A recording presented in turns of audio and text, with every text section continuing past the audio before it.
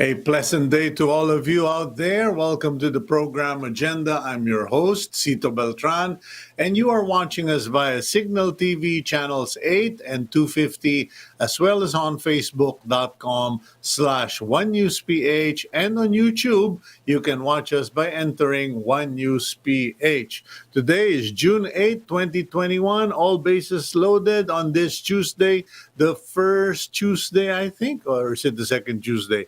It's the second Tuesday of the month. And let's now go to the front page of the Philippine Star because we have a lot of guests lined up. Okay, and there you go. The Energy Regulatory Commission identifies airing power generation firms. Philippines SASO wins U.S. Women's Open. Sinopharm gets FDA okay for emergency use. And on the lower half of the front page, World Health Organization warns versus relaxing health protocols. A4 vaccination starts. President Duterte sees light at the end of the tunnel. Government to procure 60 million vaccine doses for children. Mumbai, Delhi, East COVID lockdowns. Senators seen to extend Bayanihan 2, and fresh or new COVID cases down to 6,539, if I can read that properly. And now let's go to the stories behind the front page. The Food and Drug Administration, or FDA, has approved for emergency use the COVID-19 vaccine of Chinese state firm Sinopharm. Last month, President Rodrigo Duterte himself received his first dose of Sinopharm vaccine from a batch of 1,000 donated doses from Beijing. Still on vaccines, the government is planning to buy 60 million doses of COVID shots to inoculate the country's younger population. Pfizer has applied to amend their emergency use authority to include those aged 12 to 15 who can receive their shots, while China, on the other hand, has allowed the emergency use of Sinovac on individuals aged 3 to 17 years old. And finally, the World Health Organization warns against relaxing health protocols in the country. The World Health Organization said it is not advisable to reduce compliance with basic health protocols since the vaccine coverage in the Philippines is still low. Now, the point of clarification or issue on that matter, I don't know if the World Health Organization is reacting to travel passes, reacting to the use of face shields, but it would help if we can get the representative to come on board and clarify these matters, because the word health protocol has become so stretched that it is now difficult to say what exactly they are trying to say.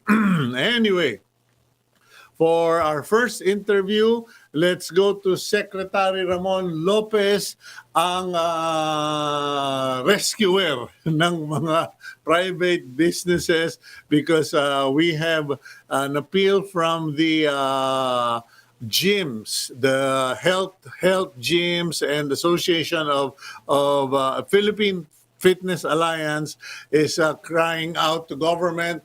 Paano naman daw sila? When are they going to be allowed to open up, etc.? Let's bring in Secretary Ramon Lopez of the Department of Trade and Industry. Good morning, sir. Hello, good morning, sir. Good morning, everyone. Okay, alam naman po ninyo, basta saklolo kayo ang aming takbuhan. And this once again involves another industry. It is the gyms, the trainers, etc. The Philippine Fitness Alliance has issued a statement appealing to government, payagan naman natin ang mga gyms magbukas the same way we have allowed churches, spas, parlors, barbershops to open. What's your reaction to this, Mr. Secretary? Thank you, Cito. Right timing. Actually, this week, we asked the technical working group to consider this proposal. We actually mentioned last week to them that by this week we shall be proposing the inclusion of yung mga indoor activities, some more indoor activities in a safe manner, in the sense na kahit maliit muna yung operating capacity just to allow them to open.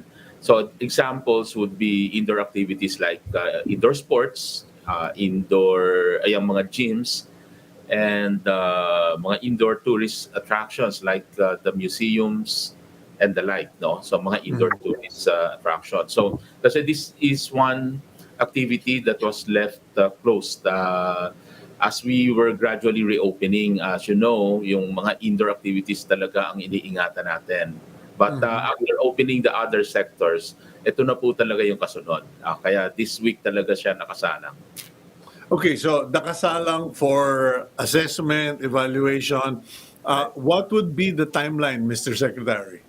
So tomorrow would be the technical group with health experts as well as our the economic sector and the other members of the IATF technical group. Then Thursday would be the IATF meeting. So we should expect a word by Thursday para doon By sa decision. Yeah. Okay, by Thursday. Now, you mentioned indoor activities. Medyo, bagamat hindi naman ako qualified, ano, naisip ko yung bowling alley, mga bilyaran, etc.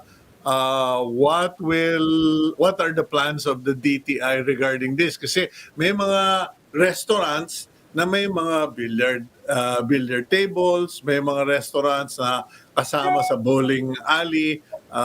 What would the direction be? Oo, so yung as a rule talaga, it's really just the restaurant. The amusement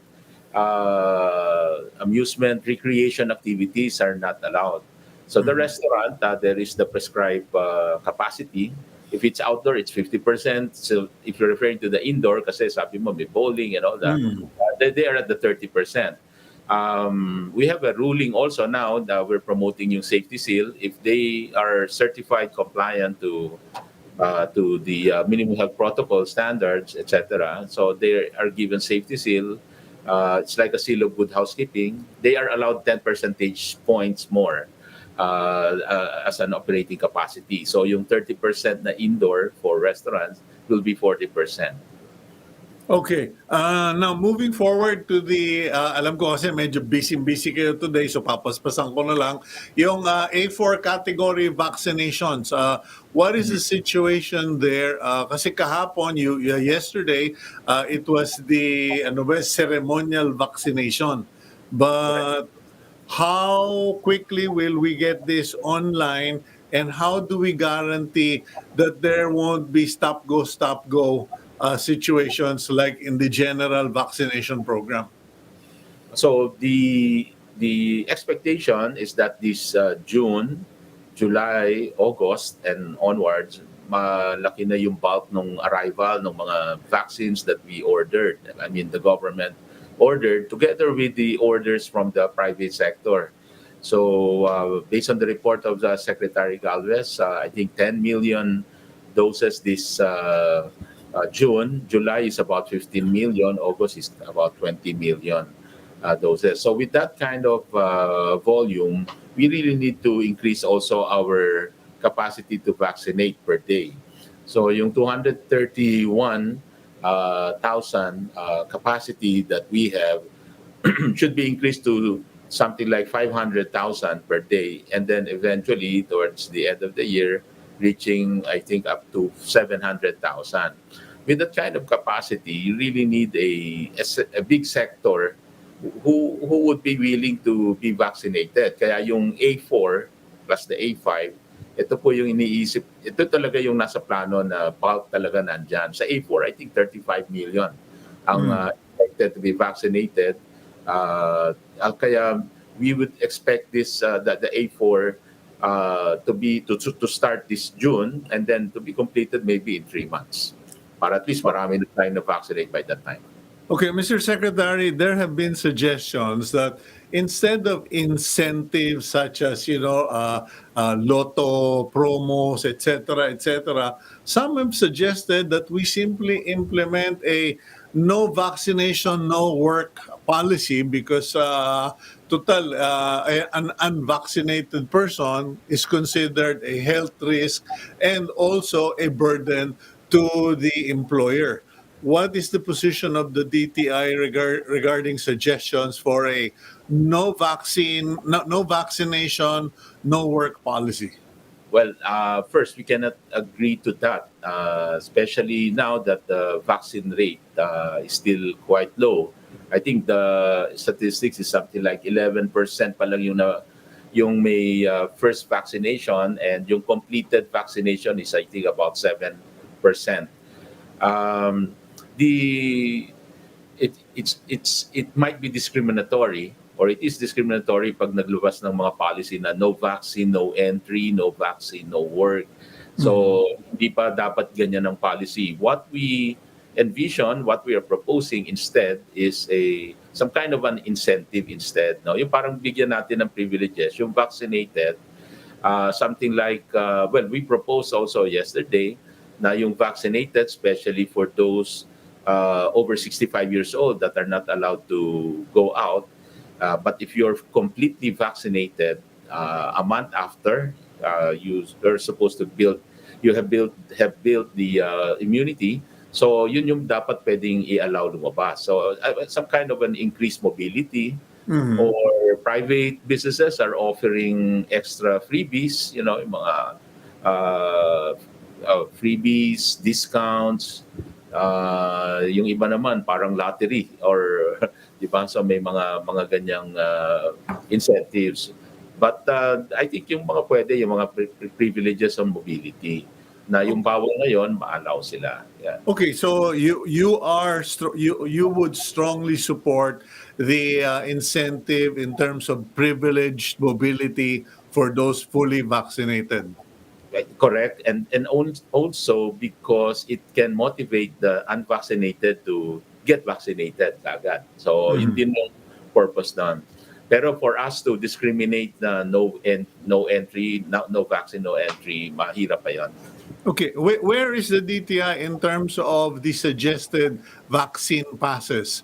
Are you aligned with that? Are you supporting it? Or do you have a different idea for the vaccine pass? It can operate in this manner if it's used for privilege. If that's the purpose, get the same, no? Okay rin kami. But if the purpose is, again, to discriminate, mahirap pa. We cannot support that. Okay. Well, thank you very much, Mr. Secretary, and I really appreciate that you are one of the few bold enough to suggest privileged mobility for fully vaccinated individuals, particularly those 65 and above. Thank you very much, Mr. Secretary. Salamat din, Cito. Thank you very much. Okay, yan po si Secretary Ramon Lopez, Department of Trade and Industry. And that's good news for the gym owners, gym operators, and health club members. Yung pong legitimate, authentic health club gyms kung saan nag-exercise, nagpapapawis, nagpapakondisyon ang mga tao by Thursday. Baka may good news na. We will continue to tackle this topic, but I think equally interesting, and I encourage everyone out there, particularly the senior citizens, kung wala pa kayong Facebook, go on Facebook, Twitter, etc. And supportahan po natin si Secretary Mon Lopez tungkol doon sa privilege for mobility of those of us who are fully vaccinated. Malaking bagay po yan. We will go for a quick break. We will return here on Agenda.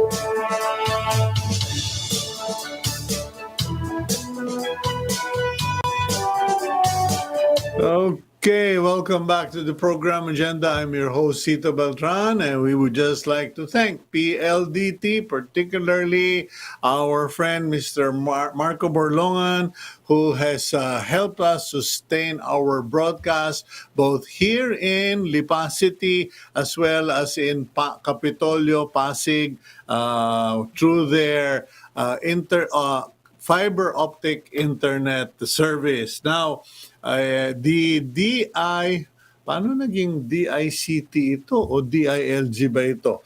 Revealed that the IATF is already discussing the guidelines for the possible issuance of vaccine passports to inoculated individuals. I think this is from the DILG. This would be for international sea and air travel. However, the World Health Organization had already opposed such a strategy.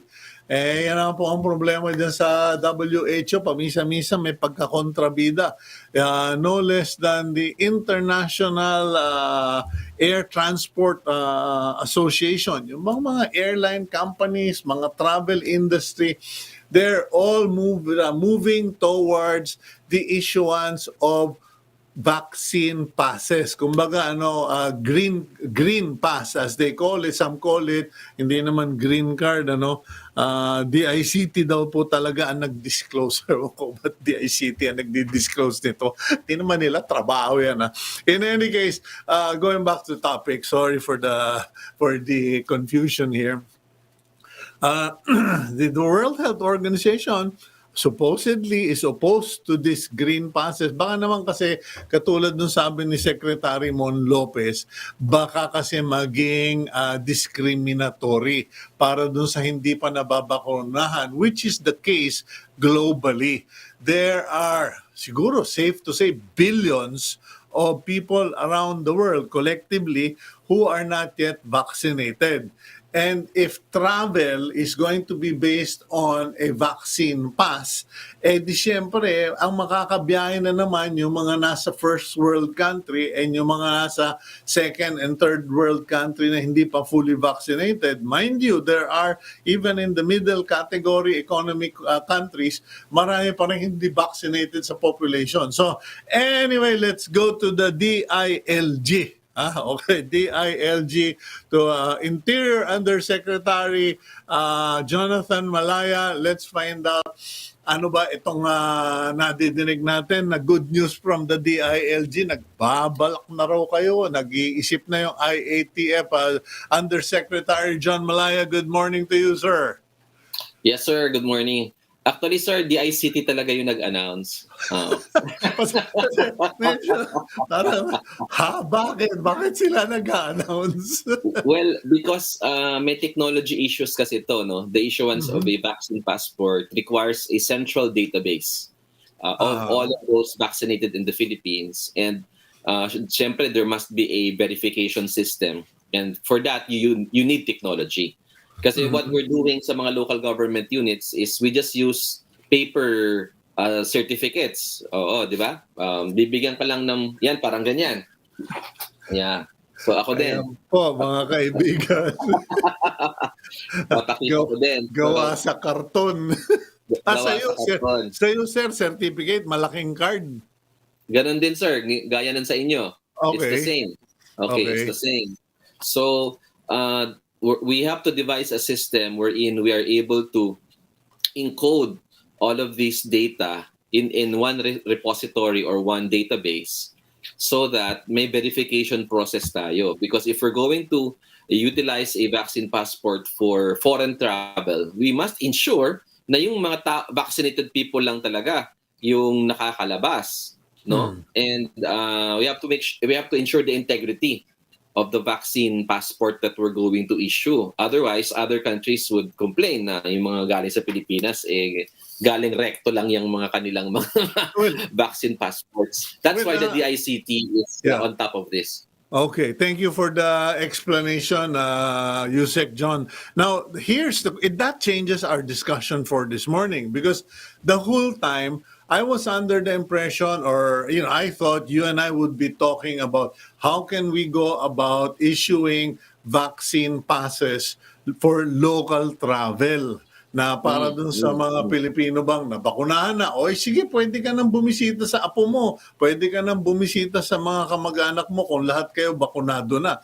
But I realized because I started putting together the story, and the International Air Transport Association, yung IATA, they actually have been working on a travel pass initiative na yung sinasabi mong for international travel. But the first requirement or position is that this would include countries with the ability to authenticate and ensure the integrity of those data or information as you mentioned. Tayo sa Pilipinas, I noticed if you flash that card that you have compared to the card that I have, maglabasan nga tayo para tayong Indian poker ba nito or something, di ba? Iba yung card mo, iba yung card ko. Yung card mo ba, saan mo nakuha, Usec? Yeah.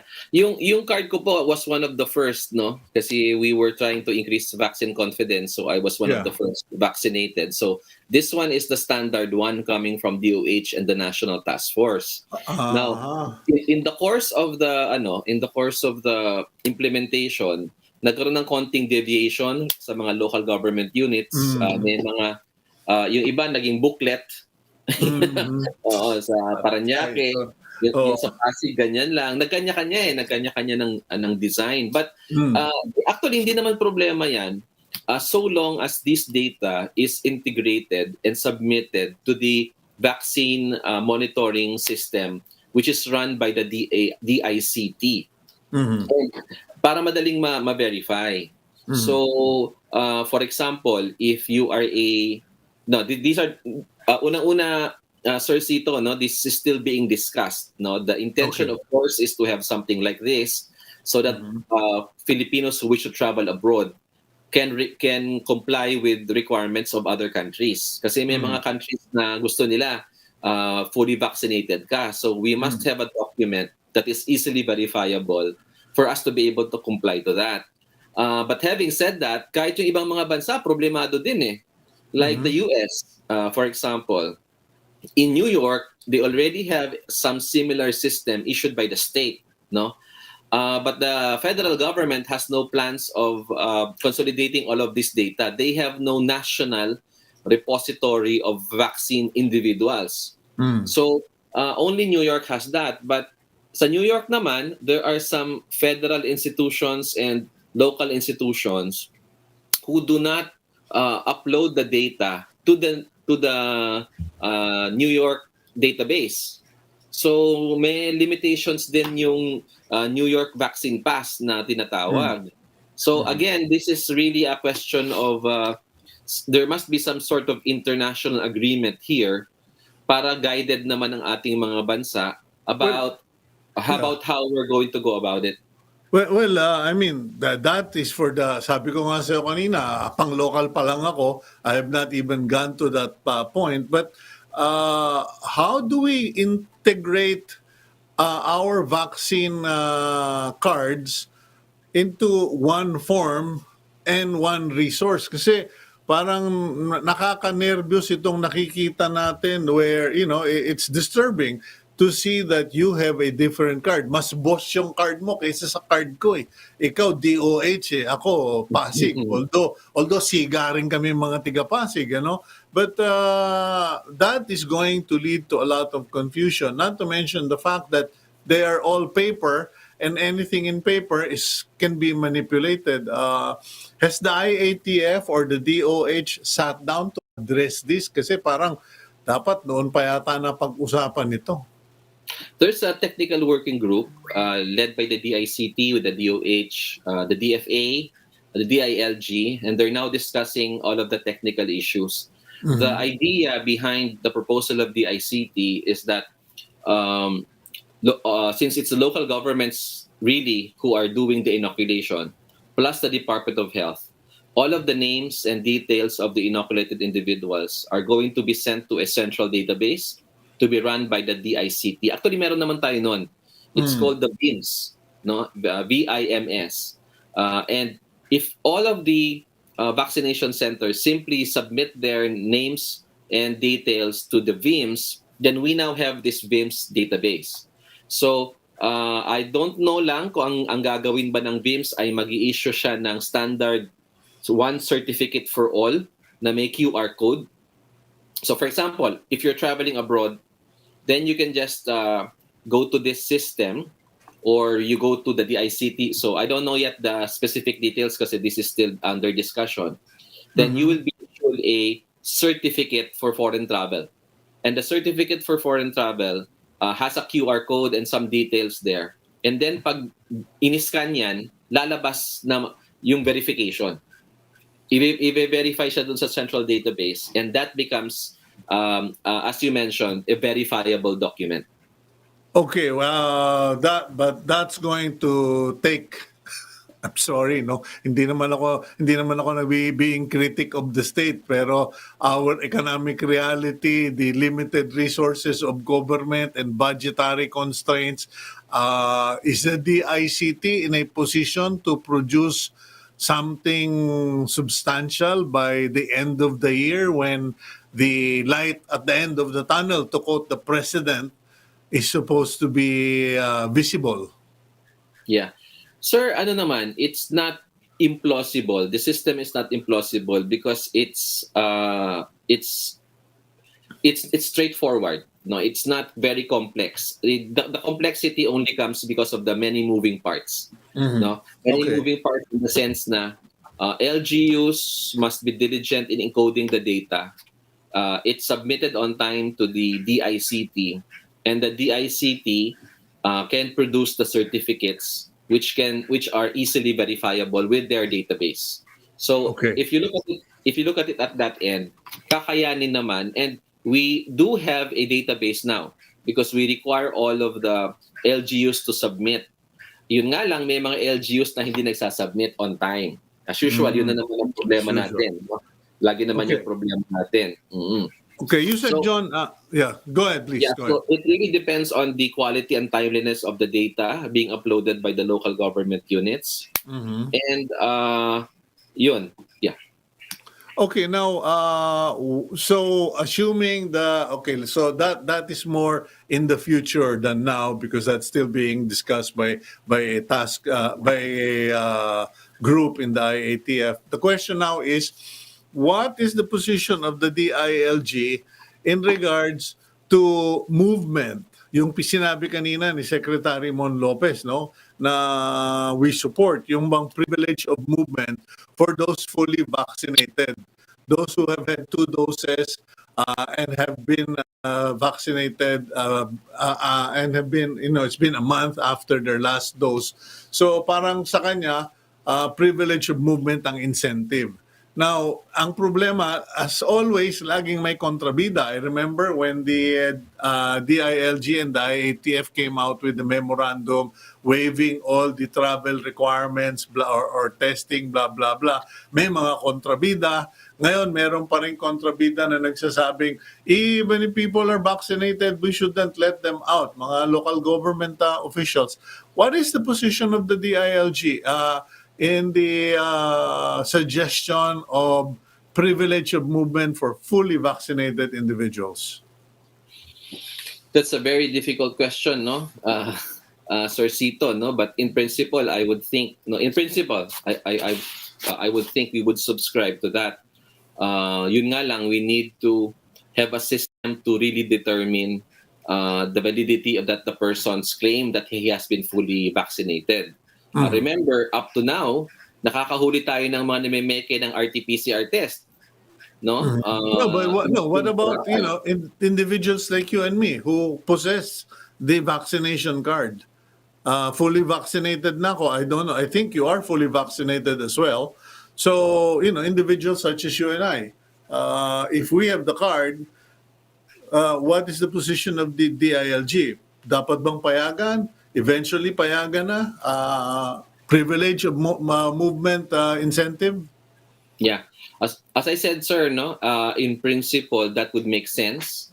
But I think the timing is crucial. Because right now, although umabot na tayo sa 5 million, and this is like 1 million since last week. No? So our mass vaccination program has been progressing very well. Umabot na tayo sa 5 million. I think we need a critical mass to start thinking of doing that. Okay. And also we need to find a way to verify again the vaccine cards that are being issued kasi madaming mga unscrupulous individuals, I'm sure, of course, nagagamit lamang ng peking vaccine card just to be able to move around when in fact they have not yet been fully vaccinated. Okay, well, just to rub it in, if you don't mind, you cannot allow 35 million A4s to wander around unvaccinated, while 2 million senior citizens who are vaccinated are not allowed to wander around. Anyway, going to the next question, Usec John. Okay, what is the DILG going to do about this? I don't want to call it a scam, pero nakakapikon talaga, of people who have decided not to go for their second dose. Kasi alam ko, meron kaming pruweba dito. There are people who have decided, hindi na ako magpapa-second shot ng Sinovac. Hintayin ko na lang pag dumating na yung Moderna, yung AstraZeneca, or yung Pfizer sa barangay. Pag dumating, doon ako magpapakita. Who've dropped their second shot and planning to just line up again for the Western vaccine because of the Western vaccine privileges. Yeah. Actually, Sir Cito, nakakalungkot talaga yan, no? Yung balitang yan. Actually, we're trying to verify that because we heard that from experts who have said na meron nga daw hindi bumabalik. In fact, when I was in Quezon City in the vaccination center, I asked the medical experts there, the medical frontliners there, kung totoo nga na hindi bumabalik. Sa kanila, hindi nila nakikita yun na hindi bumabalik. Well, I think could be, but not a large number. No, but I think Secretary Duque was already quoted as saying there is about 110 non-returnees, 110,000, and then a doctor, certain Dr. Ho ba yun, or Go ng IATF, quoted as saying as 1 million. Tony Lechon mentioned it yesterday. And so there is a population of people who did not return for one reason or another. How will the DILG address the matter as far as local governments are concerned? Kasi sila naman talaga yung nakatoka, sila yung nagdidesisyon. Yes. I think what we need to do here is to identify who these individuals are and utilize the barangays again to get them to be vaccinated. No, besides the issue of these people not returning for their second dose, we also have these people of senior citizens who up to now have not yet been vaccinated even for the first dose. Mhm. So ang gagawin natin dyan is we're working closely with the Office of Senior Citizens Affairs and even the homeowners associations to give these people priority lanes and to cover those people who have not returned for the second dose. Utilize the barangays to remind them that they have a second dose coming in. But Cito, at the end of the day, kung talagang ayaw nung tao na bumalik, no, wala naman talaga tayo magagawa. We can only exert so much effort because, as you said, this is a voluntary act. Informed consent ito na gagawin natin. But we will still do all we can to remind them and mobilize our frontliners in the barangays, the barangay health emergency response teams, and even possibly provide transportation assistance to them para makabalik lamang sila doon sa second dose na kailangan nila for full protection. I think the judgment is still not there whether pwede na yung maghalo-halo. Hindi pa rin maliwanag yun eh. And so it's also a health risk on the part of the individual.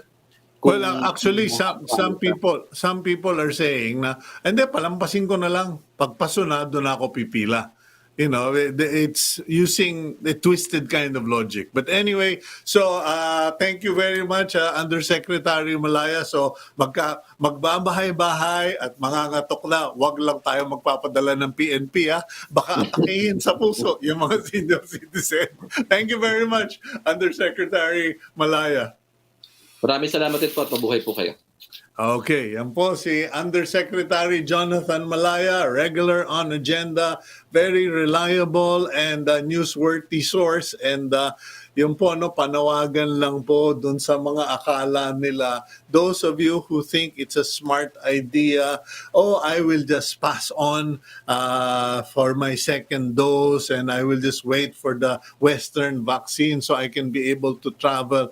Please, don't play Russian roulette with your health. Kasi pag nga tinamaan kayo ng COVID dahil may pumasok na tao, may katulong, etc., nadali yung buong pamilya ninyo, you will be carrying that guilt to your grave. Let's go for a break. We will be right back here on Agenda.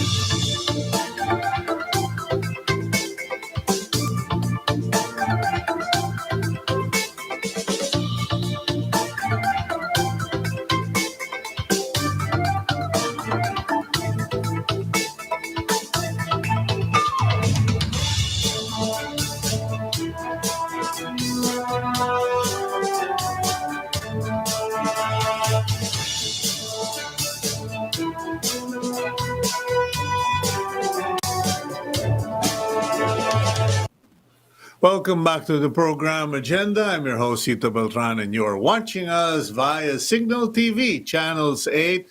And for those with high definition television, you can watch us on channel 250 as well as on Facebook.com/OneNewsPH. So far, things are beginning to look good. Secretary Mon Lopez has given that information that today, they will be discussing this concern of the alliance of fitness experts, etc. Pero better to hear it directly from the woman who wrote the letter, according to my sources. I've never spoken to her on this, but we have with us the Chief Executive Officer of Gold's Gym, Mylene Mendoza-Dayrit. Miss Mylene, good morning to you. Good morning, Cito. Pleasant good morning. Okay, may nanglaglag sa'yong kaibigan ng Gold's Gym at sinabi sa akin, ikaw raw ang sumulat ng position paper for the Alliance of Fitness Professionals ba yun? Yeah. Could you give us at least a picture of the sentiment or concerns of the alliance, because not many people understand how wide the industry is and how many jobs it creates, etc., etc. Yeah. Well, okay. I have to admit, yes, I was the one who wrote that because just like you, I've been with Philippine Star for 24 years. My column has been there for 24 years. And because it's more second nature for us to do things like that. So yeah, okay, I volunteered and I wrote it.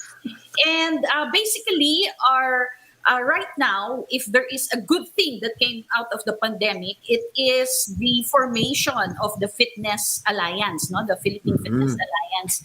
Previous to the pandemic, syempre, hindi kami medyo nagpapansinan, no, because times were better. But you normally get to bond when you have a common cause. No? And the common cause of the Fitness Alliance is really to protect the industry from collapse, no? Because it is, if Hong Kong is saying that the gym industry is near collapse, what more the Philippines, no? And basically, we started with the fitness chains or the gym chains. So there's Evolution Wellness, which is fitness first, and Celebrity Fitness. There's Inspire, which is, of course, Anytime Fitness. And then Gold's Gym, UFC Gym, and Slimmer's World, no? So we started with that first, which technically is really, I would say, a small portion of the industry, because that's only like 220 gyms as opposed to maybe 2,000 all over the Philippines. But we do have the biggest space in terms of gym size, and maybe in terms of gym members also, no? So what we really lament is the fact that two things, and this is not really a campaign only for the Philippines, but actually all over the world. The campaign is that fitness is essential, because fitness is always relegated as recreational.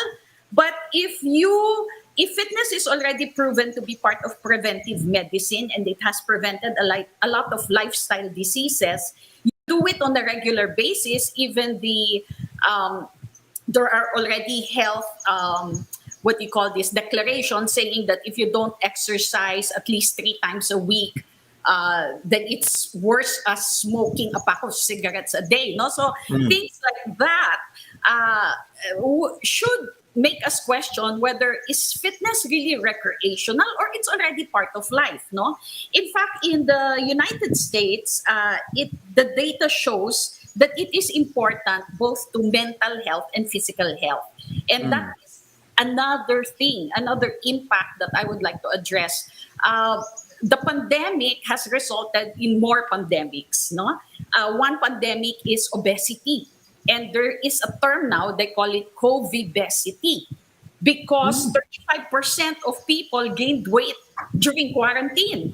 Okay? So, Kasi marami sa kanila naging refrigerator magnet. yeah, tapos yung mga trends, di ba? Puro baking, things like that, taking sweets and all of that. And the sad reality is so WHO said that 1 out of 5 people in the world will be obese by 2022, which is next year. And the concern is 13 to 15% of healthcare costs is due to this obesity. So ang pakiusap namin, so thank you very much for Secretary Lopez, no, for listening to us also.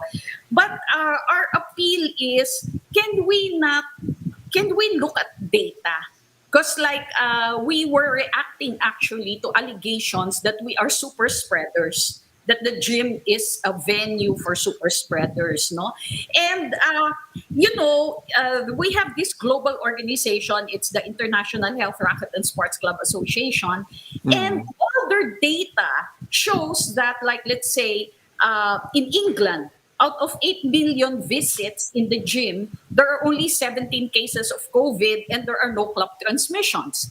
And that's for 3 weeks only. No? The data is for 3 weeks. In Australia, 6.26 million gym users, 0 cases of transmission in 2 months. USA, 49.4 million gym visits and only 1,000 cases of COVID, which is a 0.22%, and no club transmission. So that's what we've been telling them. So amongst all of us right now, the gym chains, we had over 600,000 visits. So if you notice, napakaliit, no? 600,000 visits out of 200 gyms, which is over a 6-month period. We're on our 15th month of quarantine, and 6 months were the only months we were allowed to open. And 3 months of that is on the last quarter of 2020, which is obviously the weakest quarter also for the fitness industry.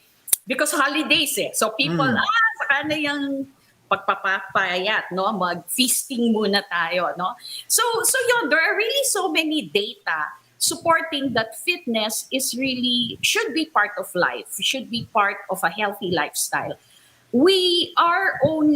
Members only constitute 5% of the population as opposed to 20 to 25% in other developed countries. No? So we're very, very far away. And we really cannot understand. We're not saying that, because I know that right now, maybe 1 or 2 clubs in the US had a club transmission. There's one in Hong Kong, one in Korea. But that's one, isn't it the same for restaurants and other things, But Mylene, in the Philippines, do we have any recorded, verified club transmission of COVID-19? In our cases, wala. Cito, no? Because all of us naman use what you call we have an operating software, so we can track talaga all the we follow all the, in fact, it's our alliance that helped craft the IATF DTI protocols, no? So all of us submitted our safety protocols, and tama si Secretary Lopez, yung ginawa nga nila are really just the minimum. So yung pinapatupad namin sa gym is actually far more strict than what DTI IATF. And I think I don't want a lawyer for you guys. I mean, you guys have enough body of experts. But having observed in a gym, okay, because believe it or not, medyo pumupunta rin ako sa gym paminsan-minsan. I know that people who go to gym are paranoid. Exactly. I have neighbors who refuse to be in the same room with me. Yeah. They say, no offense, bro, but I just want to work out by myself. I want to be safe. I'm a senior citizen, etc. And I know that in this pocket gym in our neighborhood, kulang na lang ibaldeo ng alcohol. Yeah. And I said, why are you so obsessed with spraying and everything, sir? Our customers are so meticulous about, tinatanong pa nga yung aircon namin gaano kadalas palinis. So those, and aside from the fact that people who are regulars in the gym are generally very, very health conscious. Correct. You are very correct. That was my first. That was the first reasoning I also gave, no? Because I said, if you go to the gym and you understand the impact of the workouts in boosting your immunity and improving your mental state, then all the more you are by yourself, you're very cautious, no? So you are the one, because safety during this pandemic is both a community and a personal concern. So I think also each and every individual should act wherever they are, whether in the gym, in the salon, or the restaurant, should act as if they have COVID, so that they will protect others from having it. No? So the social distancing, putting on the mask and everything.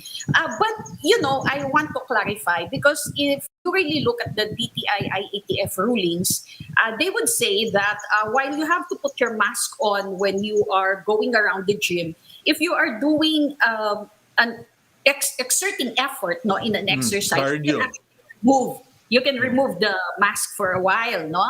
And that was during the first few months, kasi when people are not yet used to wearing the mask.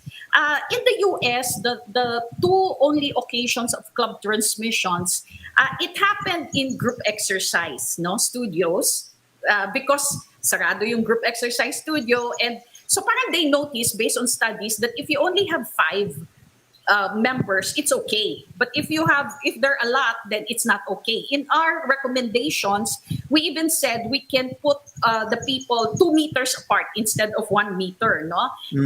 But for me personally, I know some of my colleagues might attack me for this, but personally, I would like to say, if you're comfortable wearing the mask, even if you're on the treadmill, because you're used to it already, then I think it's better for you to just keep your mask on, no?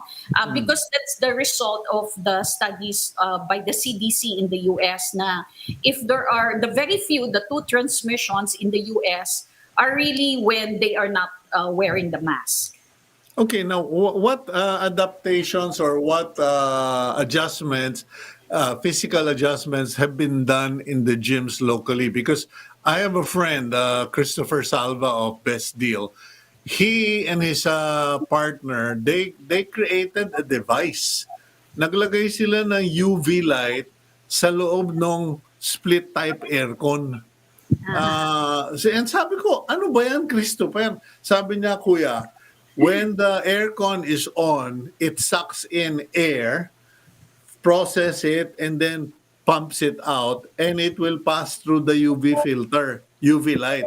So yung hangin sa kwarto mo, meron kang increased level of protection from virus and bacteria. Now, sa kanya, yun yung ginawa nila for their customers. But what about in the gym chains? What adjustments or adaptations have owners done to deal with the confined space paranoia? Yeah. Well, first of all, in the IATF rulings, you have to open. No, if you can open some windows, if there's a window to open, you can open it. A lot of us are in the mall, so they said just open the doors leading to the main of the mall, no? Because we know naman that the malls have an air exchange also. So a lot of us tap into the system of the mall, so there is adequate air exchange. But you're right. So we are studying all the HEPA filters and all of those things, no, that are being recommended, because being part of an international gym chain, our headquarters also have recommendations, no? And fortunately, the things... nga pala, imported nga pala kayo, no? Hindi pala kayo local. Yeah, so that's I why... forgot. Yeah, so that's why we have... we get a lot of recommendations and a lot of the data and the statistics from all around the world. And fortunately, the one that they're using and recommending has a local representative here. So we are in talks with them. It's being studied as an industry.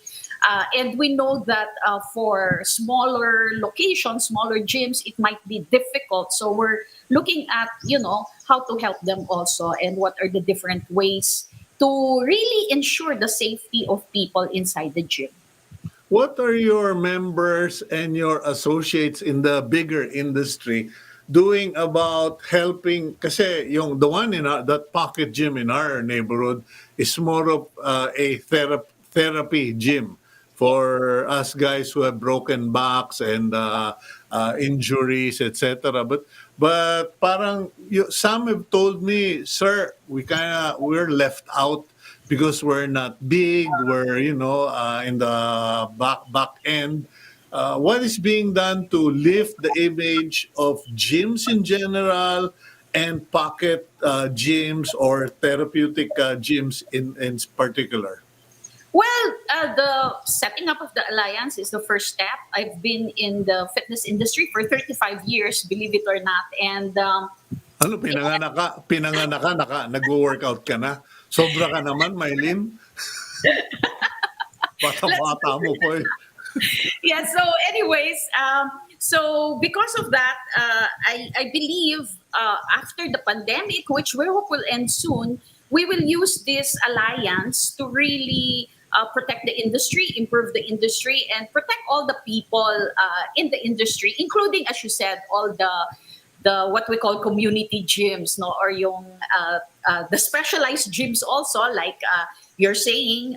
Although a lot of the big gyms do that too, the corrective exercises, no, the rehab and pain management type of regimen is already being done in a lot of the gyms. But yes, it's not. It will include all. It's just that we are also constrained, in the industry. We just started it, and we really just want to be the voice and to be heard, no? So for the public to also know the data, because I think what really causes anxiety and fear a lot of times is misinformation, no, and the lack of information. Okay. Mylene, there's a question here.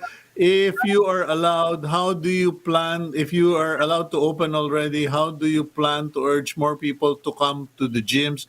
Are you going to offer discounts for fully vaccinated individuals? Kasi mukhang nagiging uso yan eh. Yeah, that's a very good thing to consider. We have a meeting tomorrow again for the Fitness Alliance, and those are the things we will take up. Definitely, it is to our advantage to encourage people to be vaccinated. Like our peers in Indonesia, for example, the gyms in Indonesia, there was like a 15% increase in usage once the vaccination started, no? So in Japan, I've been talking to the Ghost Gym people in Japan, and they're back to 80% of normal, no? When it comes to, according to them, the government doesn't really police them so much. So it's really more of self-policing, no? Well, And speaking of self-policing, Mylene, are you guys in the industry planning to put down a rule or a strong suggestion that all people working in gyms should get themselves fully vaccinated? Because I think that is going to be a game changer if all of you are all fully vaccinated. Correct. Yes, we do support that. We really want to do it. We're encouraging. In fact, like me personally, I'm also fully vaccinated. Also, I have the same card like you. So, and we've been pushing our people to get themselves vaccinated. Okay, well, siguro if you're going to have a meeting tomorrow, one way you can get me to go to your gym is if you have a seniors hour. Yung wala kaming kasabay na mga bata na mga sobrang amporma, sobrang fit. Na-traumatized kasi ako in a big gym one time. I was working out. I thought I was working out until a young lady walked past, went on this elevated platform and started lifting herself like she was Conan the Barbarian. Medyo talaga na-turn off ako sa sarili ko. So, suggestion ko, please have senior hours. Sure. We'll take that into consideration. Yeah. Okay, thank you very much, Mylene. Thank you very much, Cito, for the time. Thank you. Okay. Yan po, Mylene Mendoza-Dayrit. She is the Chief Executive Officer of Gold's Gym Philippines. And the good news for gym owners is that no less than Secretary Ramon Lopez has said here on the program earlier that they are seriously now discussing the matter, analyzing the situation, and hopefully by Thursday of this week, which is 2 days from now, we will find out what the status of gyms will be. Okay, so ayun, magandang balita po yon, and let's continue to pray for what we discussed with Undersecretary Jonathan Malaya regarding this green pass or yung mga COVID vaccine pass, so that at least in the Philippines, we will have a really authenticated, verifiable card that will allow us to travel. And we basically ran out of time, so please take care of yourselves. Please pray, please be grateful, and always honor God in your work, in your life. Have a good day. God bless you.